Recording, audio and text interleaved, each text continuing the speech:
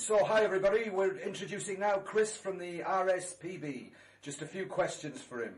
So first one, Chris, is there any time of year when we shouldn't really be feeding wild birds?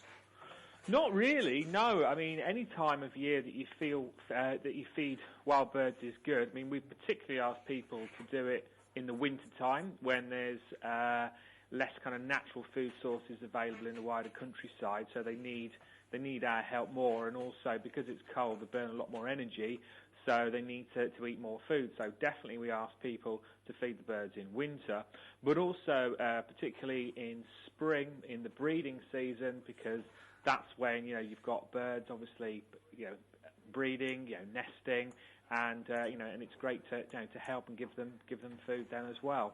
Yeah, brilliant. So next question being then, after all that, what food is best for birds? I mean, does it differentiate between the species, or is there a general kind of, food which is good for all, which I thought? So it's kind of a mixture of the two, really. So different birds like different things. So, for example, blackbirds, they love fruit, for example. So things like overripe apples or those sorts of things. Sparrows, they like kind of like seeds and that sort of thing, although they'll kind of eat different sorts of household scraps. Starlings tend to eat quite a lot of different sorts of household scraps. For example, chaffinches, they like little things called Niger seeds, which are very popular. There's lots of different things. Wrens, for example, they might actually like sometimes like a little bit of a grated cheese. So there's lots of different birds have different preferences, and if you want to get a wide range of different birds in your garden, then the best thing to do is to put out a mixture of like seed mixes, and also things like mealworms, and also like household sort of scraps, like things like if it's a cooked unsalted pasta in cereal, that kind of thing, and also maybe slightly overripe fruit. Yeah, that's what my mum does. I mean, we've got a lot of different species in our garden. It's beautiful. She also puts them fat balls. They seem to like them. Yeah, so fat balls are particularly good for the winter months, we would say, because that's when they really need to kind of keep up their body weight and really get that high, that high calorie food. So that's really best for the winter months. Right. I suppose as well, if somebody's kind of confused about what food to put for what kind of species, they can just look it up on internet, couldn't they? To get a nice kind of, Oh yeah, I mean definitely. I mean, if you go on the RSPB website, we've got loads of different, loads of advice about, the different sorts of food to put out for different kinds of birds. But if you put up a few bird feeders with, some kind of things like, as I say, like seed mixes, you're going to get a lot of different birds, coming there and hopefully feeding. In my front garden, we've got the same robin that keeps coming back day after day. It's lovely. They're very territorial, I think, aren't they?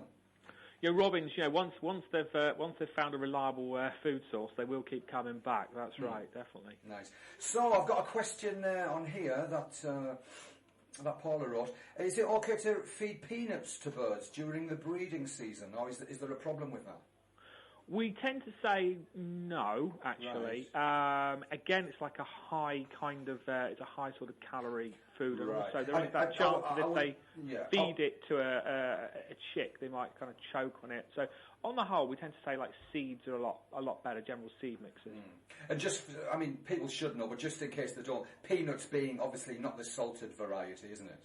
Oh yes, so that would be really bad for them. No, definitely. I mean, that's it. I mean, we would say peanuts are great for the winter, but they have to be unsalted because in the same way that too much salt for us is going to make us keel over and have a heart attack, it's going to be really bad for birds as well. Even worse for them. I mean, exactly. Oh, very much so. That's right. And one of the things we often get asked about is bread as well. There's been a lot of publicity over the past couple of years around people being kind of banned from feeding ducks bread, that kind of thing.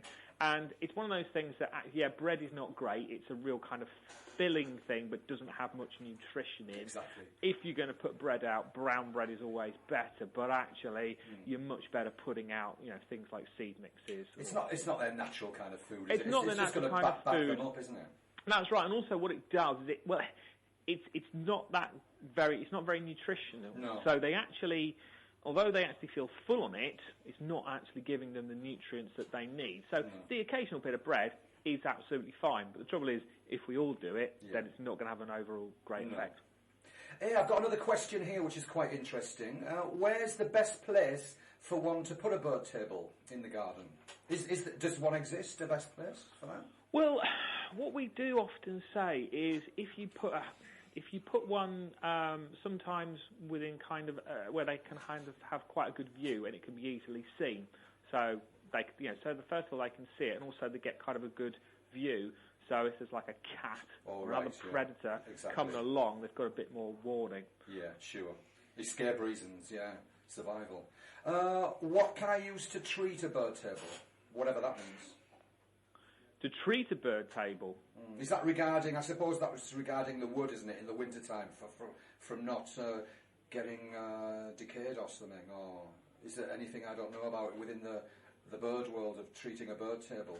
To be honest, it would be news to me. I mean, I must admit, I don't know exactly what goes in, what kind of things... I think it probably means to kind of keep it from not rotting, probably, with all the rain we get. That's probably more a DIY question. Most bird tables you buy should be kind of already treated in that way. For that kind of one of the things that we do say, though, just following on from your last question around, like cats, for example. Yeah. What some people do to stop cats kind of getting onto a bird table is they actually rub Vaseline into the bird table so they can't actually get up it. That's a good idea, isn't it? Yeah.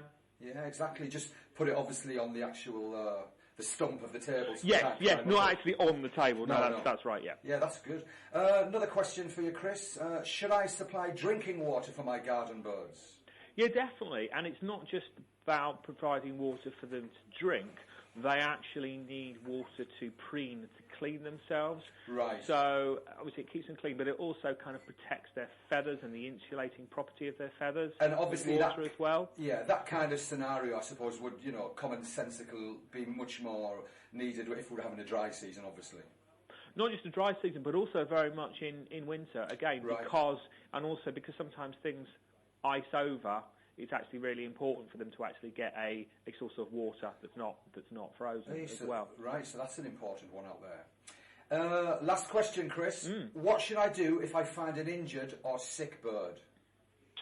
Well, don't call the RSPB because we're not actually set up for that. The best thing people can do is to call either the RSPCA or potentially you could also take it to a local vet. Yeah. Or if you go online, sometimes you might find that you've got some local kind of like animal like sanctuaries and hospitals in your area that you could take them to. I suppose if you're living like way out in the sticks and that kind of thing's difficult to do, I suppose one should maybe try and just use a bit of common sense. And I mean, I remember one time, me and my dad years ago, it looked like some kind of a homing pigeon and it was just completely exhausted on our back patio. It looked like it had just flown in from, I don't know, Mars or somewhere. But what we did, it was absolutely pouring down, so I thought, well, we can't leave it here because it'll just die of, the elements or something. We got our cat's basket thing and we took it in, left it alone as possible. We just put it on a towel, then went out of the room. We didn't want to bother it and just let it rest in the cat's basket thing. The next day we went back. It had had its rest. It hadn't drank the water we'd left it, but it might have. I don't know. But it just flew right out and it could fly again. So it just needed rest. But that was an adult pigeon. I've got here, if it's a baby bird, it's much more complex, isn't it, to just take in? That's exactly right, yeah, and I think common sense is the key there. I think in the scenario you're talking about, that seemed like a sensible thing to do. Yeah. The trouble is, what we often find is people might take in a sick and injured bird, but they actually keep it for so long that the bird actually forgets how to look after itself, if you see what I mean, is unable. And if it really is injured, then you would need, professional help, like a vet, to actually help the bird.